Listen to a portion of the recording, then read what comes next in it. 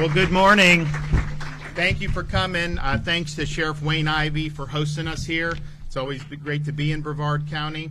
We're also pleased to be joined by Nikki Jones, who is an angel wife, who's going to tell her story, and she has helped us on some of these issues in the past relating to illegal immigration. And then Dave Kerner, Executive Director, Florida Highway Safety Motor Vehicles, also oversees Florida Highway Patrol.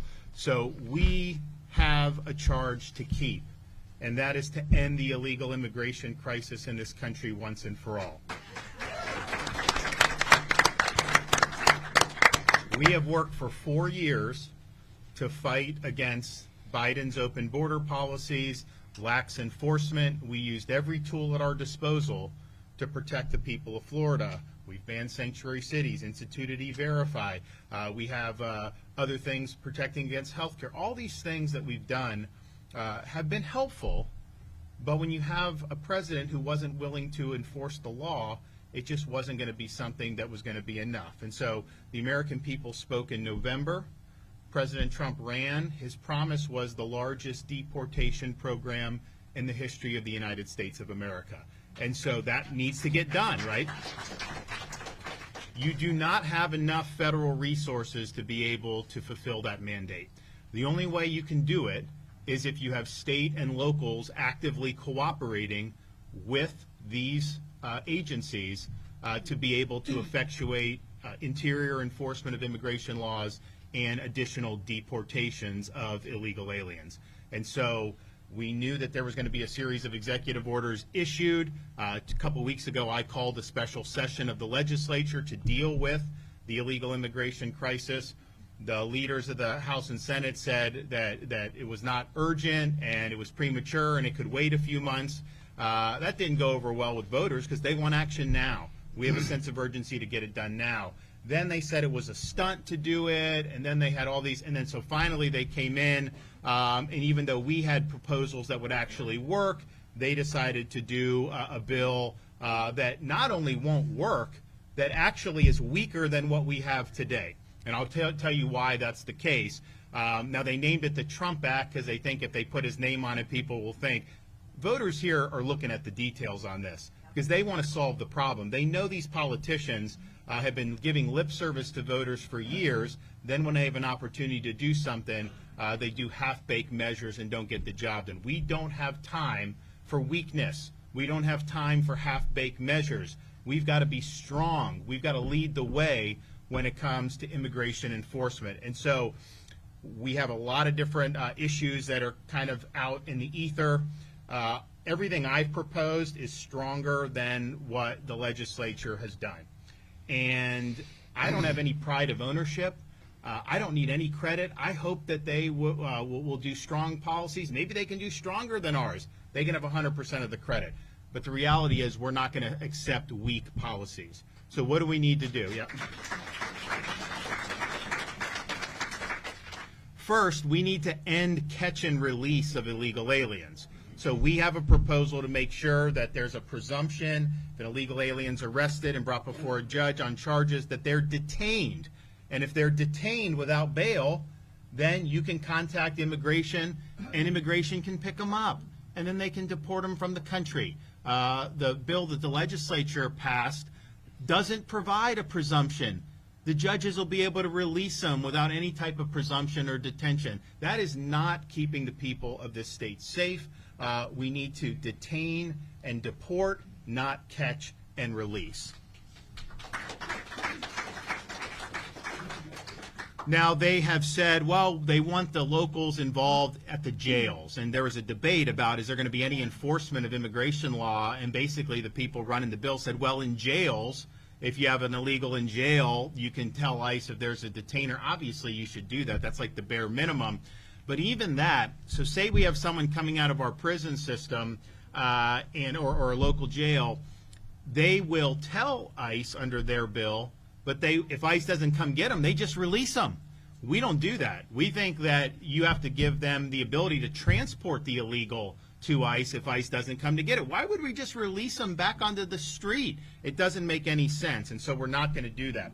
Now, we have been doing a lot of enforcement already. We obviously was tough with Biden, but just since President Trump took office, We've got highway patrol. We just did a bus with FDLE down in South Florida. Over 20 Chinese illegals busted. FDLE just did something with Homeland Security, Special Investigative, Tallahassee, busting a bunch of illegals. And so we've got our agencies out there actively working, and we'll continue to do that. Now, what the legislature did, they passed a bill that would end any of what I've been doing to help protect Florida. They would get rid of all of that. Everything Dave Kerner's been doing with Highway Patrol, FDLE, any of our other assets, they terminate that. And they don't let us go that. And they transfer responsibility for immigration enforcement away from the governor to the Commissioner of Agriculture. What? First of all, they don't have the resources necessary to do this. Now they're saying they're going to give a lot of money, create a new bureaucracy. It's not going to work. Obviously, the Commissioner of Agriculture, and given how people have come and worked illegally in that industry, is like the fox guarding the hen house. That's not where immigration enforcement has typically gone. So it's a huge sign. And so people are like, well, why would you give it to the Agriculture Commissioner? We already have agencies in place working under the governor's office. And, oh, by the way, even our most fiercest critics acknowledge we handle crises and emergencies very well here in Florida. We've got a great apparatus. We've got great people. We make good decisions. We get the job done for people. So if you're really serious about immigration enforcement, man, you would want to empower us to do the job. But instead, they're taking it away. So people say, well, why would you do that?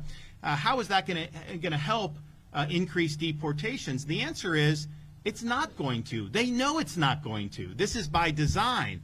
They want to neuter the interior enforcement that we're already doing under state government working in concert with these federal agencies. So their bill would result in fewer deportations than we're doing right now in the state of Florida. There's no question about that because they're neutering state ability to help. So even if like Wayne wanted to do something under the bill, at Brevard Sheriff, he's not allowed to interact with any federal agencies unless he gets the approval of the Commissioner of Agriculture. How ridiculous is that? Why the hell would you put that in? They're putting it in because they want to put the kibosh on this. So here's where I think the fix is in, because we're either going to have the largest deportation program in history, and you need the locals and states to help with that, otherwise it's not going to happen, or you're not. The bill the legislature did, it mentions agriculture over 30 times. You know how many times it mentions the word deport? 0 times, because that's not what they want. They don't want any interior enforcement outside somebody in a jail that can be turned over. If we saw the Chinese illegals, we busted them yesterday working with the local police down there in South Florida. These guys, Dave Kerner's guys, they busted people. We need to do that. Otherwise, you're never going to solve this problem. And so under their bill, the massive numbers of illegals in Florida will remain. You are not going to see a meaningful dent in that because it'll basically be whatever the federal government's limited to. They have limited assets. If you're not having state and local supplement, you are really, really missing the boat. So that's just the reality. And it's also, President Trump declared a national emergency on immigration when he became governor, or when he became president. I have an emergency for the state of Florida. We've used it for maritime operations to stop boats coming from Haiti and the Bahamas and Cuba with illegal aliens. We're using it with highway patrol to be able to protect people. The legislation they did, just as the president is declaring this to be a national emergency, they terminate Florida's emergency on illegal immigration. And so that hamstrings our ability to actually protect the public even more. Is there anybody that voted for that? How many of these guys ran and asked for your vote and said they were going to kneecap the state's ability to combat illegal immigration? Not one of them did that. And yet that's what they voted on yesterday. Gangs. We have provisions that are really strong on these transnational gangs, like these Venezuelan gangs. They initially had nothing in their proposal on gangs. They put some stuff in, but still not nearly enough in terms of what we're doing. We also need to address, because yes, go after the cartels with the foreign terrorist organization designation, 100% I'm for it. Build the wall, do the border fortification, 100% I'm for it. But we also have to address the incentives that people have to come illegally. And if you eliminate the incentives, well, then that's going to help a lot of the problem right then and there. So what's one of the main incentives that brings people here to the United States and to Florida illegally? Employment. They can work the same job here in the United States and make more money, and then they send money back to their home country, to people there, in these remittances. So we have we did do E-Verify in Florida for private businesses. 25 employees or up. The legislature, I think, did that by design. They didn't want to go all the way, but still, it has helped. We want to strengthen E-Verify in Florida. They actually weaken what we already have with E-Verify. So there'll be even more of an incentive to come. It'll be easier to get employment. We also deal with this issue of the remittances. So if you want to send a wire transfer, we want to provide requirement that you have like an E-Verify on that you prove that you're here lawfully. And if you can't prove you have a right to be here, then you shouldn't be able to send remittances back if it's based on illegal labor. They did not include anything on dealing with the remittances, and I think the reason is because they don't want to eliminate the magnets. I think it's a deliberate policy choice. They don't want to eliminate the magnets, because if you eliminate the remittances, then fewer people would want to come here and work, and I think they're trying to service some of the demand for the illegal foreign labor. So it's a huge problem. They never dealt with any of that. Voting. You do not have to certify right now that you are a U.S. citizen. Even though you have to be a citizen to vote in Florida, you actually don't have to do that under penalty of perjury. We want to make sure that every voter has to say that you are a U.S. citizen and you're eligible to vote. You check that box and you're not a citizen, then we're going to hold you accountable with enhanced penalties. And it should be at the stage of registration. We shouldn't have to wait for an illegal alien to actually vote before you can prosecute them to the fullest extent of the law, because then the vote's already counted at that point. So dealing with this at the front end, we think is really important. They did not add any teeth, and we need that to happen. So very, very weak in terms of what they did on the voting. The linchpin of all this, though, is there's a bunch of federal programs and authorities where states and locals can work in concert with the federal government to enforce immigration laws. Some of the stuff's relatively narrow. Some of the stuff's really broad. Some of the executive orders that some of the executive orders that came out of the administration actually allows state and local law enforcement to be deputized to be able to exercise the authority of an immigration officer. So if you think about that, right now, for example, we've got boats in Florida. Now, President he has beefed up the Coast Guard, but and Biden wouldn't do that, so that's helped. But we still have our boats because we've intercepted a lot. If you intercept them on the sea, you can give them the Coast Guard, they take them back. If they make it to the shore, then all of a sudden our guys can't really do anything. You got to turn them over.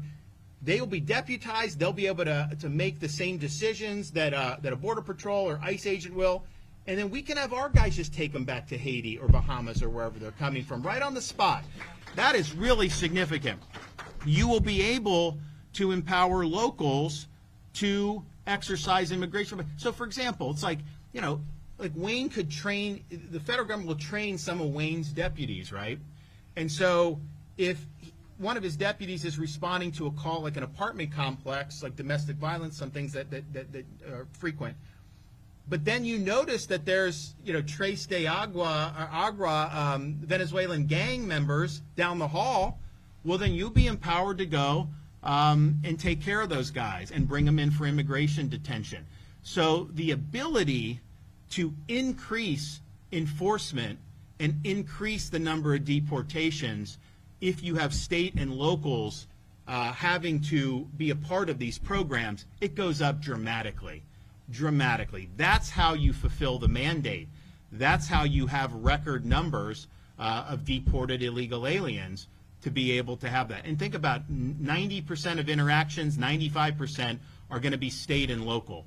It is not going to be federal agents. They just have limited bandwidth and they have limited number. And even I think Congress will probably provide some more authority I think Congress will probably do some other stuff, but that's going to take time to build up. We don't have time. You know, we've got 4 years to be able to get this done. And so we've got to start right now, and the state and locals need to be a part of this.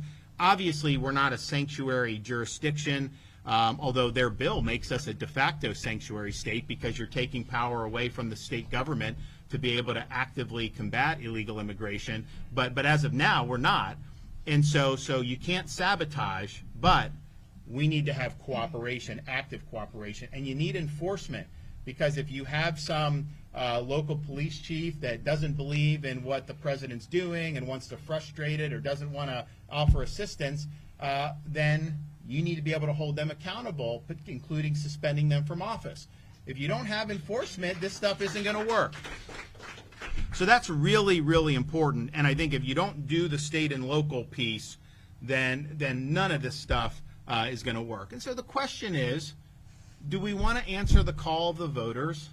Do we want to actually fulfill this promise? And it's not just president that made it. Republicans have been running against open borders for years and years and years. This is really the last shot, I think. If we don't do it now to the fullest extent, then it's just not going to get done.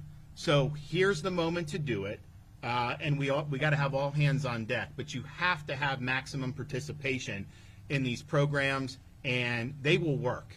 It will absolutely work. This is not a question at this point for us about whether it can be done. We know it can be done. It's just a matter of will. You got to have the will to do it. And what the legislature did was provide a lot of window dressing. They provided a lot of money to house illegal aliens. I don't want to house them. I want to deport them. Why would we want to spend money on housing them? Let's get them out of here. A lot of money for the Commissioner of Agriculture to hand out money to law enforcement. I mean, first of all, I don't even know how long that would take. Not going to be effective at all. We've already got the infrastructure in place. You don't have to reinvent the wheel. We're already doing the job in state government, and that's very, very important. So we can do it, but you got to have all the ducks lined up in a row. And here's the thing. This is a pass-fail exercise. Either you're doing what needs to be done or you're not. And, you know, you can sit there and talk about these things and say this and say that, but this is an objective reality. And it's not just because I'm saying it. Read it for yourself. Is what they're doing going to make the difference that we know we need? Absolutely not. It would hinder our ability. Most of the operations we're doing in state government would be shut down. It would be a total disaster for the state of Florida. On the other hand, if we actually got tough, we were strong on the policy, man, you would see a huge, huge increase in enforcement.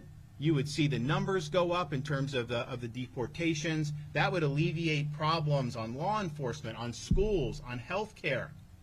People get into traffic accidents and they don't have insurance, and it's like, oh, you know what? And people say I think the view of the legislature is okay, well, if someone is a criminal, then we'll deport them.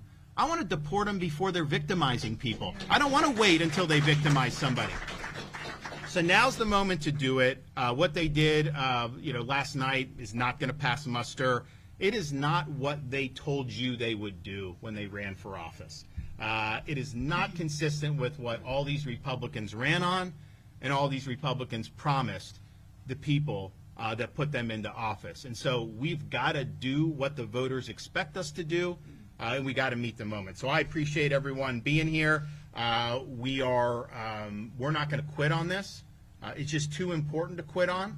And so we're going to keep digging in until we actually get the job done. So thank you for doing that. Now, I want to pass it along, and we're going to hear from some of our other folks. So we'll start with Dave Kerner, head of Highway Patrol and Department of Highway Safety Motor Vehicles. Thank you, Governor.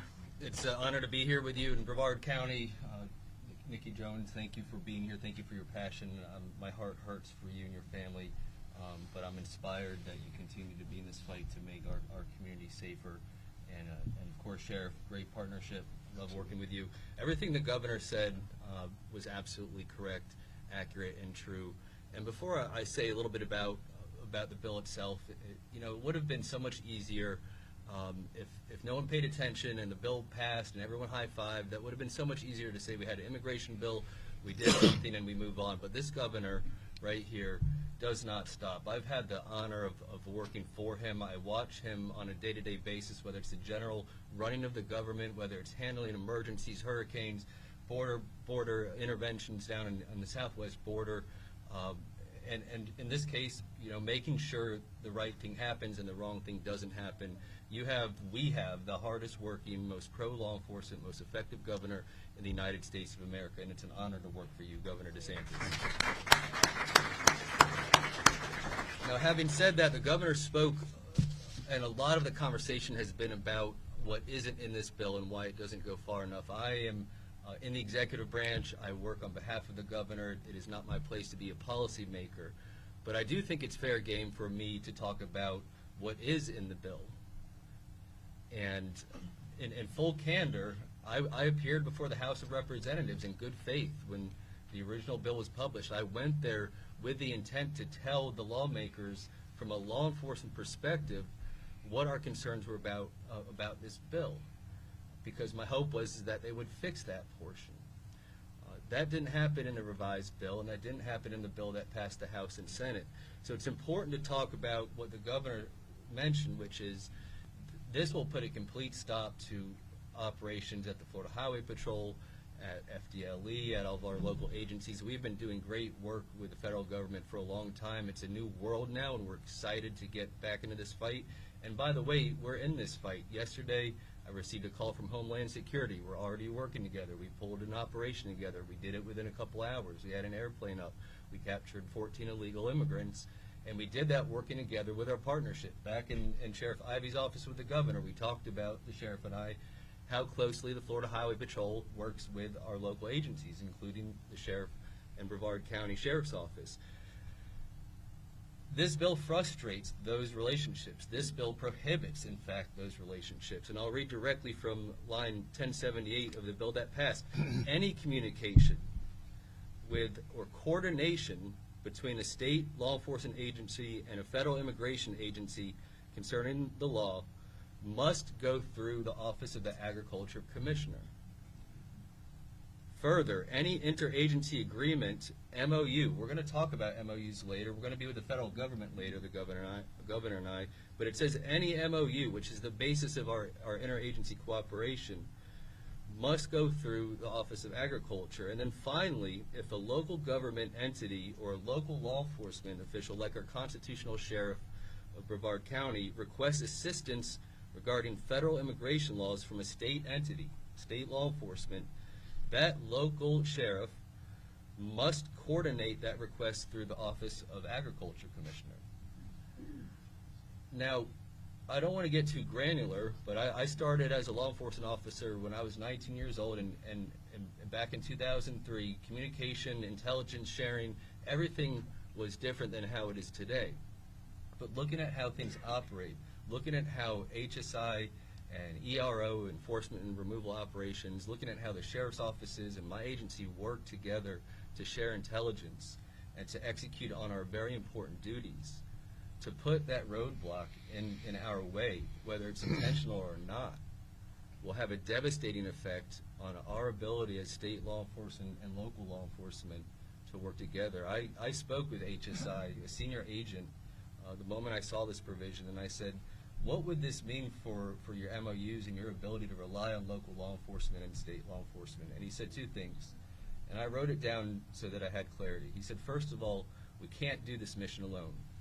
There's been 4 years of opportunity cost of securing our border. That means that there are millions upon millions of people in this country that shouldn't be here, which makes our job even more difficult in meeting that match. So he said, first of all, we need the help of state and local law enforcement, but more importantly, he said, we 100% agree and support agency-to-agency MOUs, and we would like to execute it with the Florida Highway Patrol today. If this bill were to become law, that memorandum of understanding and our ability to work on behalf of the federal government would be terminated, and that is unacceptable.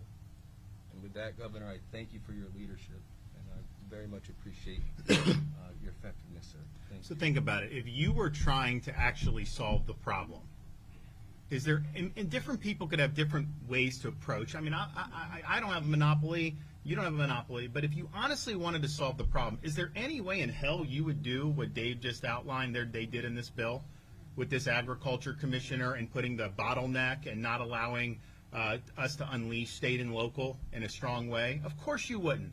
The only reason you do that is because you want to make Florida a de facto sanctuary state. This bill takes us backwards from where we are right now. There'll be fewer deportations of illegal aliens. I have no doubt about that. Part of the reason they didn't even mention the word deport in the entire legislation. So this is not just a difference of approach. This is a difference in values. Do you have the values that wants to uphold the law, have interior enforcement, and remove illegal aliens from Florida and the United States? Or do you not? Or do you just don't want to have voters talk to you about it? You just want to be able to say you did something and continue going about your ways and doing all this stuff. But clearly, to have designed a bill like that, you don't have the approach. You don't believe in what we believe in terms of strong borders, big deportation program, rule of law, protecting families, protecting communities. So I think that gives away the store. I think that gives away the game. Because it's one thing if they had just done something that was, slightly more weak than what I had proposed, but still moved us forward. This is like, a half step forward and 5 steps backwards, the way this bill is structured. And a lot of the Chinese illegals that we interdicted may not have been able to do that. We're working with the local PD, and then we refer them over to ICE. Well, if the Ag Commissioner didn't want us doing that, then that would have never happened. Do you want Chinese illegals just running rampant in the state of Florida? I don't. I want to be able to stop it. So the proof's in the pudding on this. And it doesn't matter what I say or Dave says. If that's in there, you can see that, and you know that this thing stinks. All right, Nikki.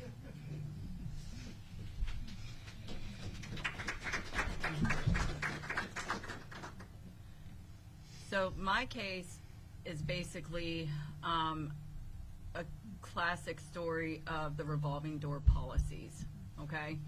So this session is very, very important because the revolving door policies are continuing to happen no matter how much our state House and our Senate are working to protect us. So my husband was killed by an illegal alien drinking and driving. He had a past of multiple high-risk traffic violations. He was a revolving door policy case. He, ICE was never called on any 3 cases prior to killing my husband, Shane. Then, even the night my husband was killed, he still was not put on an ICE hold or detained, or he did get detained, I'm sorry, because he did get taken to the jail, but they had a small bond on him. So the next morning, I found out more details, and it took me to get involved to get an ICE hold placed on him. And this shouldn't be happening. He should have had that ICE hold placed 3 high-risk traffic violations prior to killing Shane.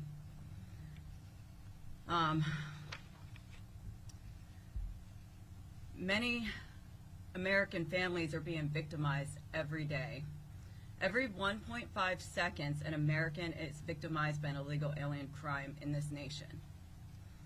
According to the House Committee on Homeland Security Majority Report 2024, traffic offenses were at the top at 1,206, 343.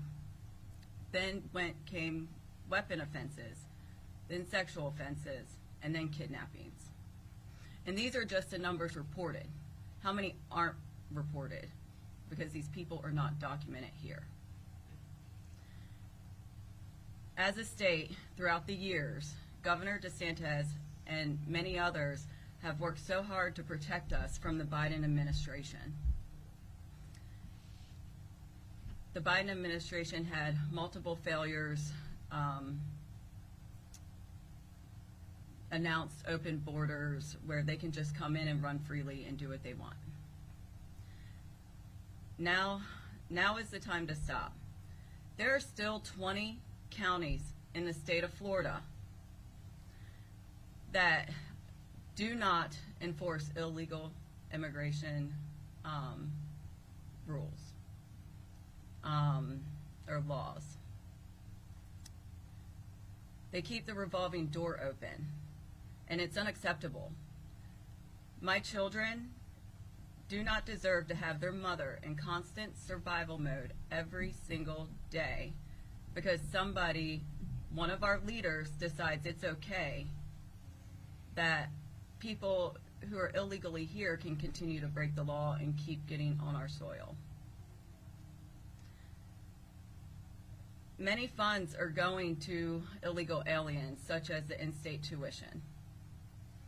But nothing is going to these victims, these children that are victimized by illegal alien crimes. Just over, I forgot which article I read, but Health News in Florida 2024, we even spent $500 million on their health care. Not $1 is spent on a victim or a child of victim illegal alien crimes.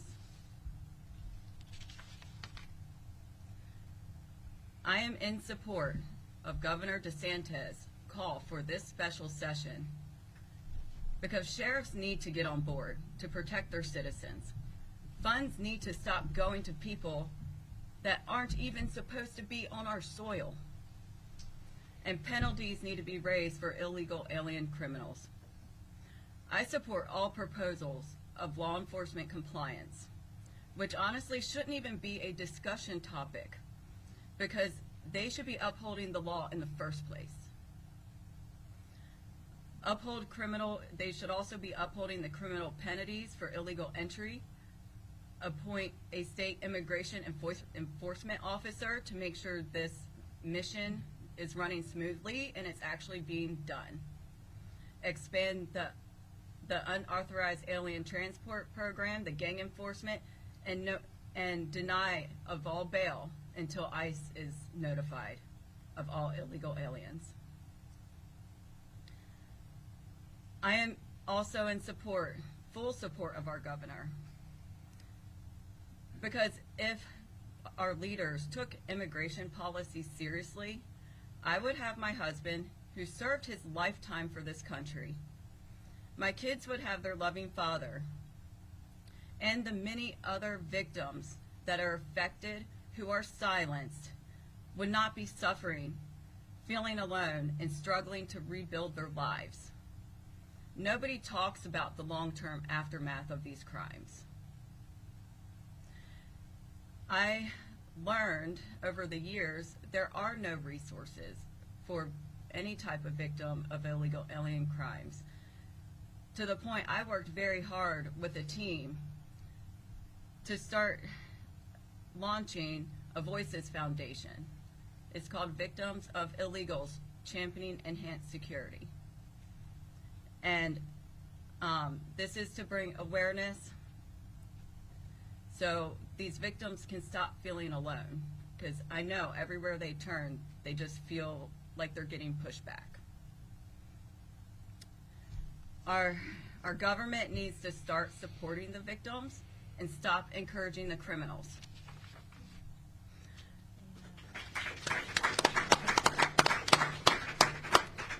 I do not understand, and I never will, why I am sitting here right now asking state leadership to comply and uphold the law and pass bills to protect our families and our children as as voting citizens. You're not the ones coming home every day to your spouse or your child's ashes, struggling to survive due to a crime that is 100% preventable. They are not coming home to that. We are. And it's time you call all your local leaders. If they are not supporting Governor DeSantis with this, you need to flood their phones. They need to get on board and start protecting the ones that are voting for them.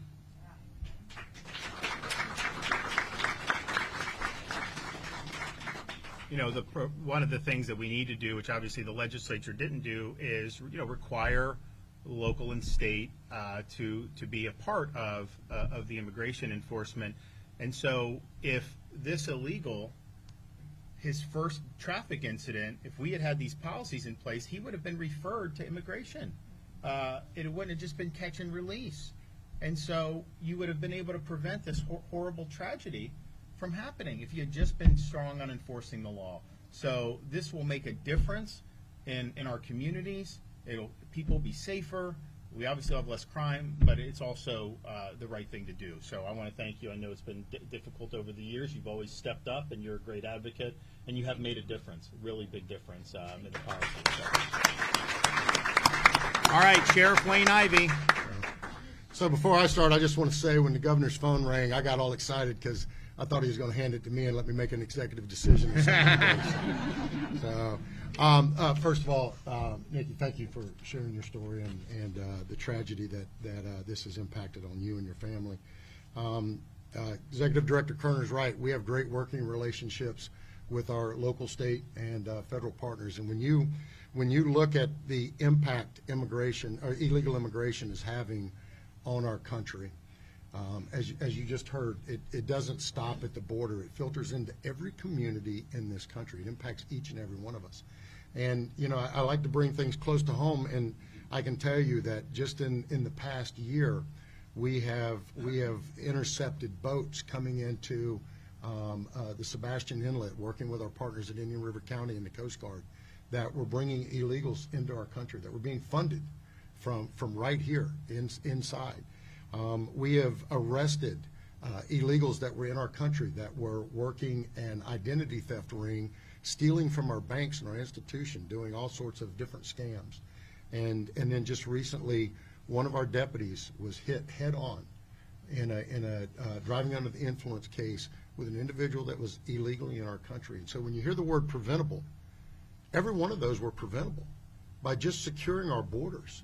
And when you look at crimes that are worked across the country, there's no other crime that crosses state lines or that impacts the nation that local, state, and federal partners don't work together. They work violent crime together. They work drug cases together, economic crime cases together, all of those.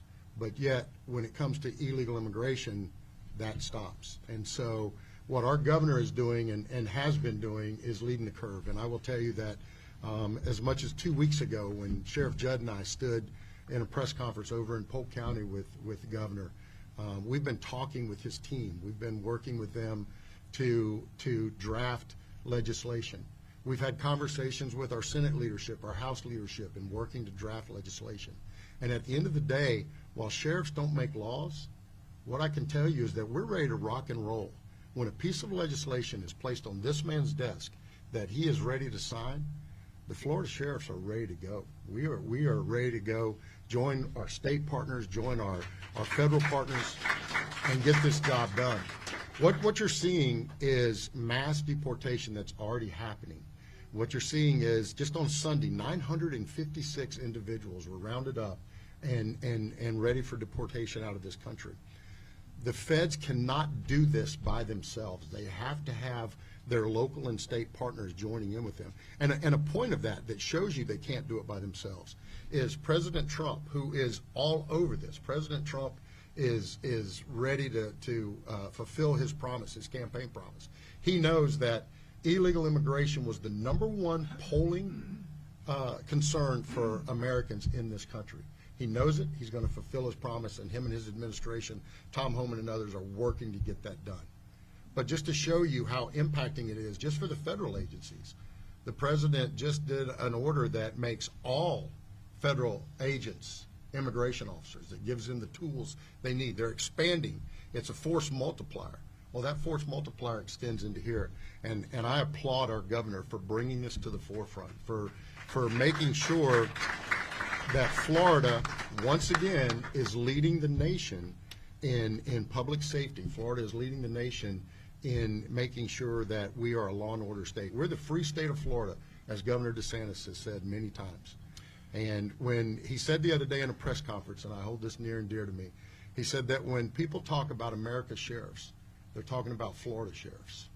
And so unhandcuff us, let us go. When he's ready to sign a piece of legislation, we're ready to rock and roll. And I know that we have great leadership in this state, and when the gets ready to roll, we'll all be ready to do it.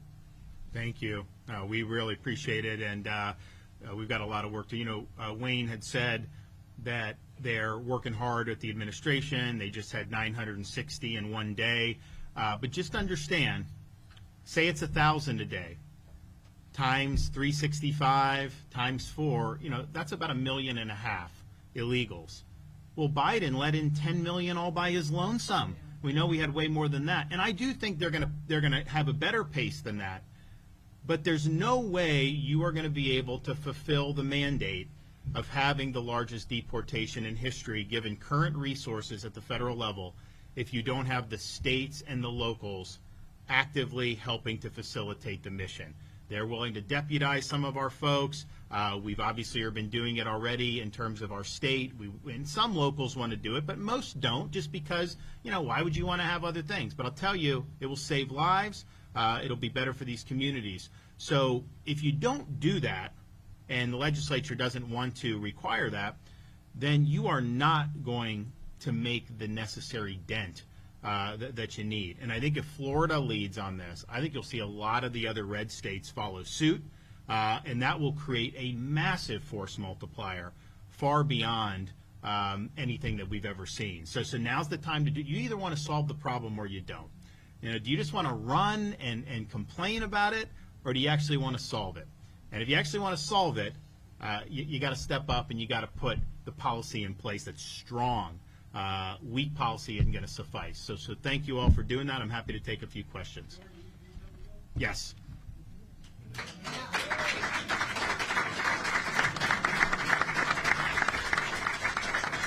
I think of every piece of legislation I think I've ever considered, I don't know that it's ever been more lopsided than this one. I think almost every single person that's weighing in is saying to veto it. I've never seen a more negative response from the public to the legislature. Think about what they did. They just rammed this through. They didn't want to do it. They showed up on Monday. The members didn't know what the hell was going on. They unveiled this thing. They think if they put Trump's name on it, that somehow that's going to pull the wool over people's eyes, even though it's a very weak bill, and I think it's a misnomer. But that's what they did. And, a lot of these members didn't really have time to fully appreciate what was going on, but it's a leadership-driven thing, and they really threaten these guys, hey, if you don't get in line, you're going to lose your committee, you're going to lose bills, you're going to lose all this. First of all, I think you got to do the right thing. I don't think you could be cowed by that, but that's kind of the pressure. So they wanted to come in, jam it through, and go and be able to say they did something. Remember, they did not want to do this. 2 weeks ago, they said this wasn't important. It didn't need to happen now, that we could wait. We had months to burn before we had to do anything. They said it was a stunt to do a special session on illegal immigration. I think they should have called this a month ago. They should have been chomping at the bit to get in there and do really strong policy. Why did I have to drag them in to be able to do this? They should have wanted to do it, but I think the fact is that they didn't have that motivation. They didn't want to seize the moment. They fought us on even doing a special session. They said it was premature. They said it was a stunt. That should tell you that they don't want to follow the promises that were made to the voters in the campaign. That's not their concern. They just don't want this to be a political albatross, so they're trying to do the bare minimum to be able to move, and actually underhanded way, even kneecap some of the things we're doing right now. So that's not the way you want to do business, and I think the response from people, how negative it's been, should tell you people care about this issue. People see this as a once-in-a-generation opportunity to get it right. They don't want any more of the posturing or the games. They just want to get the job done. And as I've said, I've gone through some of the things we've proposed and how they're all stronger than what the legislature did. But if people have other proposals that are stronger than what I did, do it. I don't need any credit or pride of ownership on any of this. I just want to get the job done for the people of Florida. Yes. Are they cowing to the agriculture people in Florida? And can you do anything about the agriculture visas? And maybe you'll get on our topic. So the answer is on worker visas, there are things called H-2A agriculture visas, so they bring in migrant workers. It is a legal program. It's a federal program, though, so the state has no real ability to affect that one way or another. There are other visa programs like this H-1B, which I'm a big critic of, because, they'll bring in these people. I think 75% are from India. They bring them in, and a lot of times they displace American workers because they work for less. They're indentured to the company.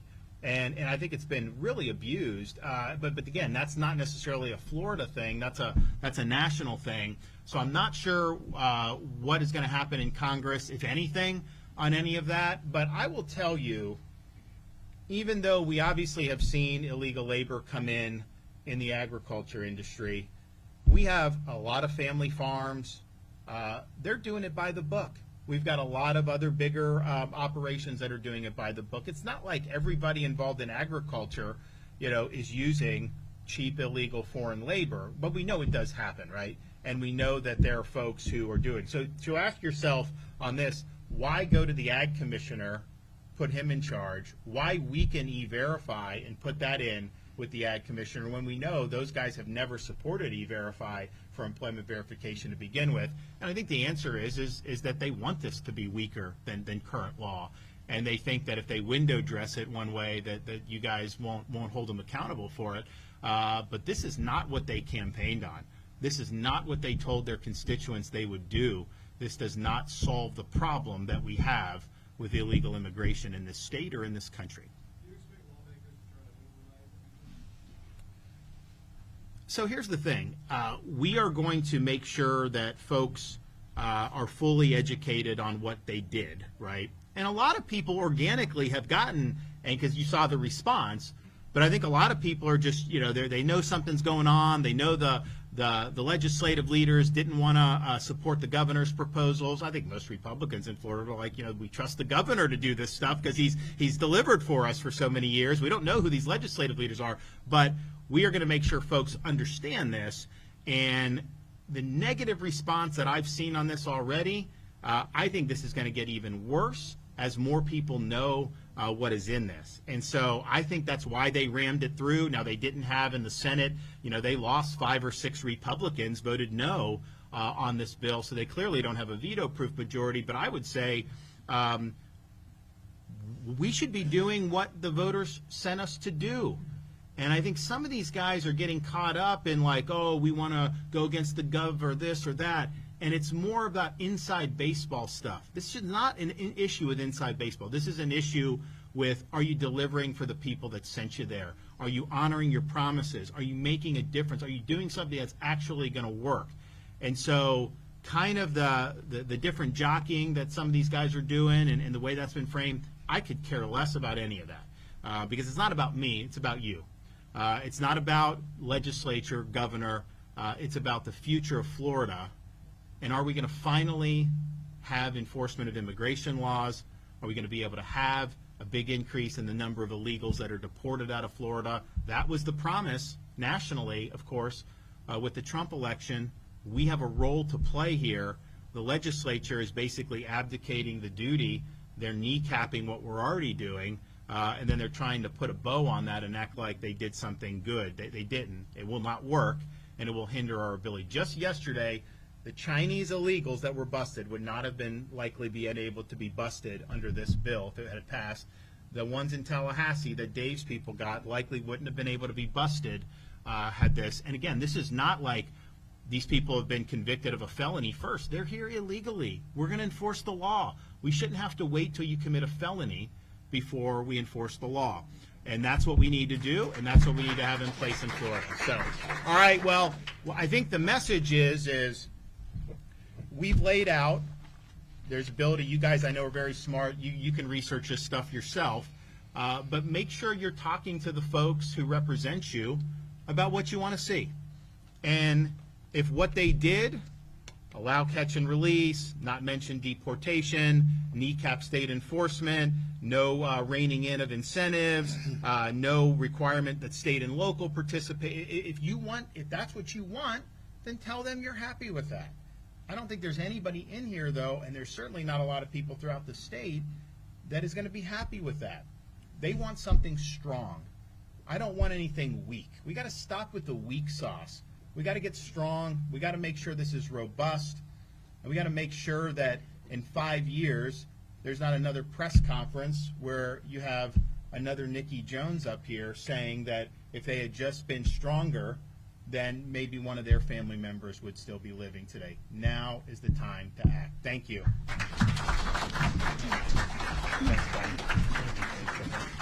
Great job, as always. Did really good. You're coming with us, right? Yeah. Okay, well, let's go. Let's do it. Hi, guys. Are you coming too? Thank you. Okay, good.